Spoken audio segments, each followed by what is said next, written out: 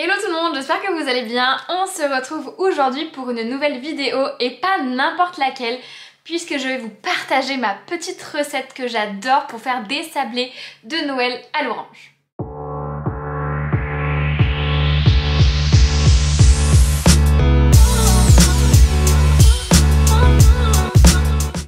Une petite vidéo dans ma cuisine pour vous partager cette recette. Enfin dans ma cuisine presque, parce que ceci est un appartement parisien et la cuisine est absolument minuscule. Donc on va plutôt faire ça dans le salon, sur la table à manger, il y aura beaucoup plus de place.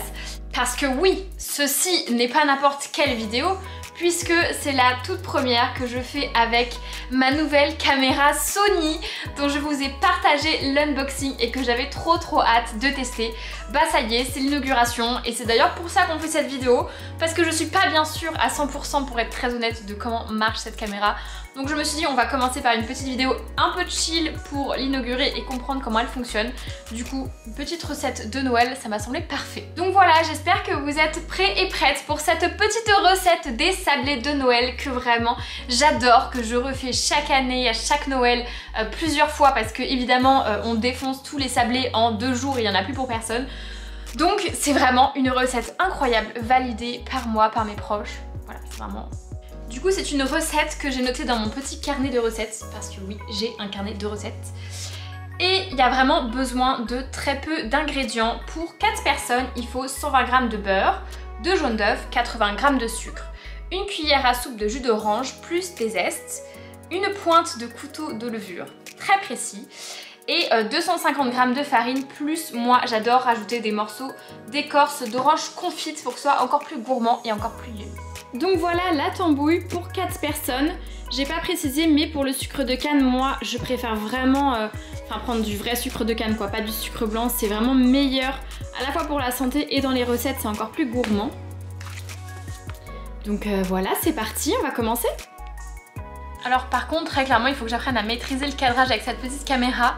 Parce que là j'ai l'impression que soit on voit ma tête en gros, soit on va voir les ingrédients. Mais genre les deux en même temps, je sais pas si ça va être possible. C'est toujours pas ça. Ok les amis, ceci est le mieux que je puisse faire en termes de cadrage.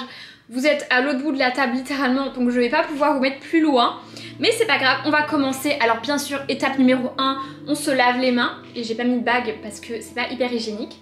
Donc une fois que cette étape-là, la plus importante, est faite, on va maintenant tourner le beurre et le sucre en mousse. Donc pour rappel, je vais prendre 120 g de beurre et 80 g de sucre. Ok, donc j'ai, pour récapituler, je m'y perds déjà, on vient à peine de commencer, c'est parfait. Il y a 80 g de sucre et 120 g de beurre, donc que j'ai mis dans ce récipient, et on va touiller jusqu'à obtenir ce qu'on appelle une mousse. C'est juste que ça a une texture homogène quoi. Vous allez vite vous rendre compte que je suis pas non plus une grande cuisinière. Donc si moi j'arrive à faire cette recette, tout le monde peut y arriver. Elle est vraiment super simple, elle prend pas longtemps. Ok, maintenant que ça c'est fait, on va ajouter les 2 jaunes d'œufs dans le sucre et le beurre. On va ensuite ajouter le jus d'une orange et les zestes.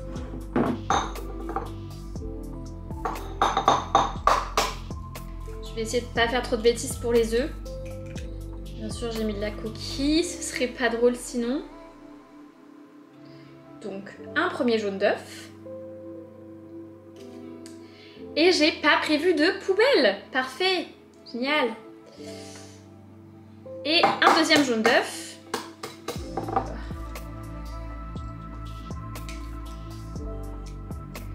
Alors je sais que j'ai fait des vidéos en mode rééquilibrage alimentaire sur ma chaîne et que je fais trop la fille qui fait attention à son apport en protéines. Je suis absolument pas crédible avec cette vidéo. Mais écoutez, c'est les fêtes de Noël, c'est pas le moment où on compte les calories, c'est le moment où on se fait plaisir et on fait plaisir à ses proches avec des petites recettes gourmandes que tout le monde adore. Voilà. Donc je vais jeter ça à la poubelle sur ces paroles. Maintenant, on va commencer par... Bon, vous savez quoi, je vais mélanger. On va commencer par mélanger les 2 œufs. Hop. Voilà, et pour les zestes, on va prendre une râpe Voilà, j'ai pas réinventé la roue, hein, je vous le dis clairement. L'orange, mieux vaut qu'elle soit bio, bien sûr, puisque là, on va aller râper l'extérieur.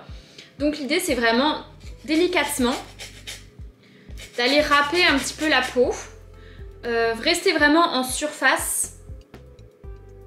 Vous voyez, allez pas jusqu'au blanc parce que sinon ça va devenir un petit peu amer et on ne veut pas ça. Là vraiment l'idée c'est d'aller chercher le zeste en surface pour parfumer les petits gâteaux. Donc la quantité c'est un peu comme vous voulez, hein. Si vous voulez que ce soit très orangé vous mettez beaucoup de zeste. Si vous voulez que ce soit juste subtil vous en mettez juste un petit peu, hein, en fonction de votre goût personnel. Ce qui est bien c'est qu'à l'heure qu'il est, je tourne cette vidéo, nous sommes le 21 décembre. Et je prends le temps de faire des vidéos YouTube pour vous montrer les petits sablés à l'orange, alors que je n'ai même pas fini mes cadeaux de Noël. Donc clairement, je pense qu'il y a un sens des priorités qui est peut-être un peu à revoir. Mais c'est pas grave, vous me remercierez quand vous goûterez les sablés. Donc moi, je vais m'arrêter là pour les zestes. Je vais vous montrer la quantité que j'ai mis.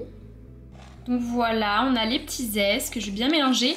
Et maintenant, on va aller presser cette fameuse orange et mettre le jus dans cette magnifique mixture. Ok. Oups. Bon, on va rester focus sur la recette. Voici ma petite orange. On est parti pour la presser. On va essayer de ne pas s'en mettre partout, surtout qu'on est dans le salon et pas dans la cuisine. Je me fais les biceps en même temps. On presse bien pour ne pas gâcher. En vrai, ceux qui ne font pas la cuisine, vous ne savez pas, mais la cuisine c'est du sport. Clairement, surtout la pâtisserie, de ouf, ça fait hyper mal au bras parfois. Bon là ça va quand même. Ok, maintenant qu'on a le jus de cette orange, on l'incorpore à ceci. C'est pas grave s'il y a de la pulpe hein, qui tombe. En revanche, attention aux pépins. Ne mettez pas de pépins dans les petits sablés. Bien mis. Voilà, maintenant on remélange. Ensuite, prenez un autre récipient dans lequel vous mettez 250 g de farine. Et il faut une pointe de couteau de levure. On aime quand c'est précis comme ça. L'idée c'est vraiment de mettre à peine. Ce qui est bien c'est que je vais quand même le faire au couteau pour vous montrer parce que sinon ça sert absolument à rien. Donc vraiment une pointe de couteau, genre ça veut dire ça. Ça fait un petit peu dealer vu comme ça, mais pas besoin de plus parce que l'idée c'est pas que ça gonfle les petits sablés, mais voilà ça va juste rendre ça un peu plus fluffy quoi. Donc on mélange la levure et la farine, enfin vite fait quoi. Hop.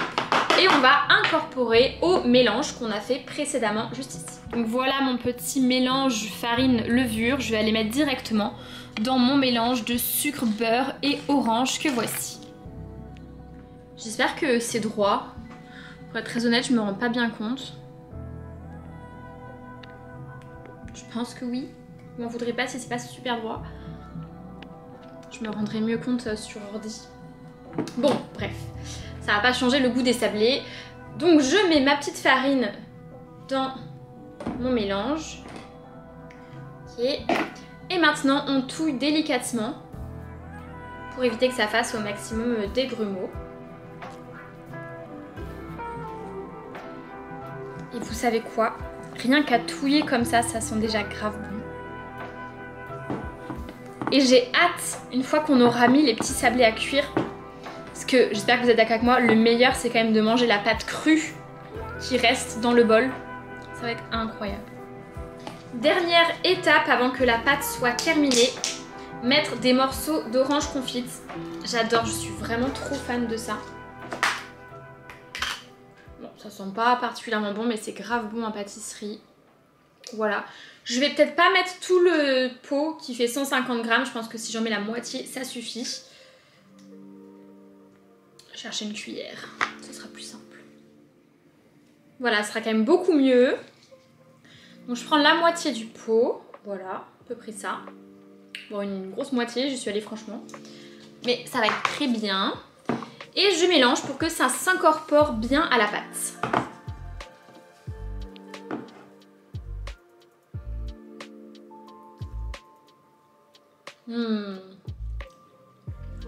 Ça a un bon goût d'orange, j'adore. Une fois qu'on a fini de mélanger, voilà, en gros ça ressemble à ça.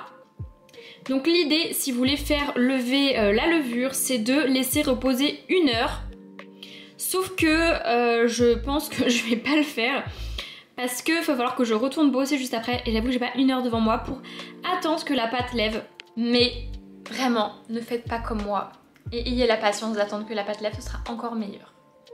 Donc on va dire que c'est 1 heure plus tard, je suis donc allée chercher ma plaque de cuisson. J'ai mis le four à préchauffer à 200 degrés. Maintenant je sors le papier cuisson pour pas mettre direct sur la plaque.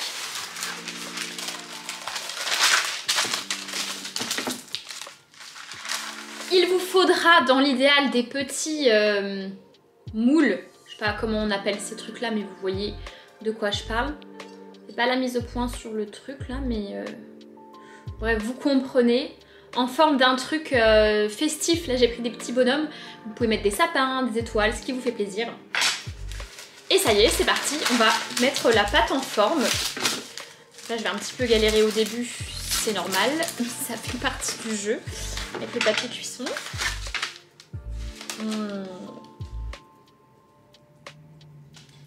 Et globalement, il faut étaler la pâte sur à peu près 1 cm d'épaisseur. Moi, c'est ce que je fais. Si vous voyez pas là, je vais essayer de vous montrer un peu mieux que ça. Je sais pas si vous voyez un petit peu mieux, je pense. Vous voyez surtout qu'il y a le papier cuisson avec lequel je galère, mais c'est pas grave. Donc on étale sur à peu près 1 cm d'épaisseur. On met notre petite forme.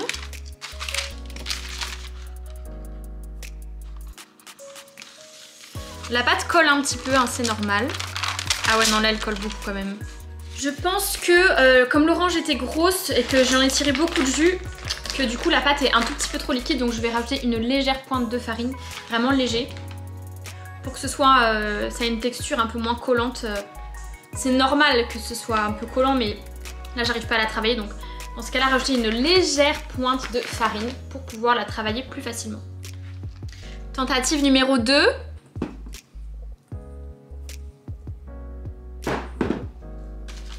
Ouais, ça va être mieux là. Du coup, 1 cm d'épaisseur. On met notre petit biscuit là. Hop.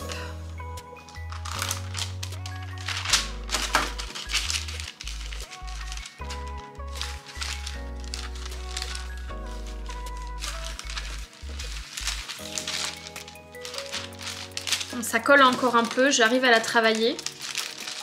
Et voilà. Ça c'est la version avant cuisson. C'est bien de le préciser.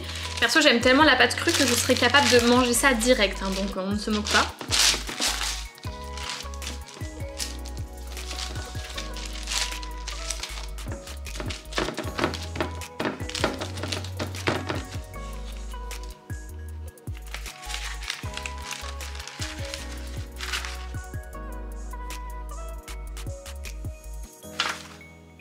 Et voilà.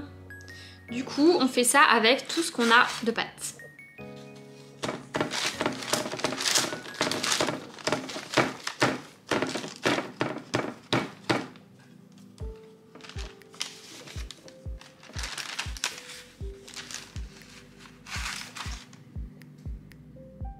Et voilà le résultat.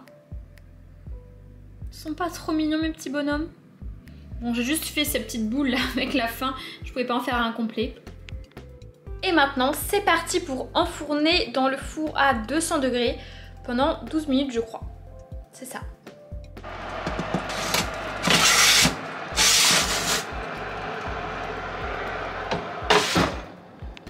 Et maintenant, je sais que c'est mal, j'espère que vous êtes comme moi. J'ai laissé plein de pâtes dans le bol.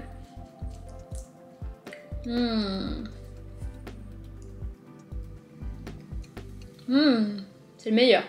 Ça y est les amis, suspense, ça fait 12 minutes, on va voir ce que ça donne.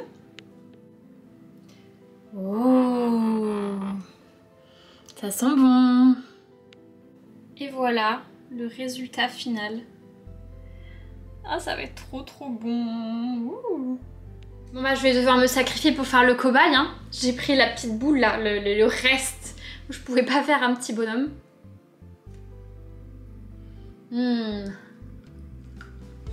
C'est super chaud. C'est super bon. Écoutez les amis, c'est tout pour aujourd'hui. Je vous ai partagé ma fameuse recette. Dites-moi si vous goûtez.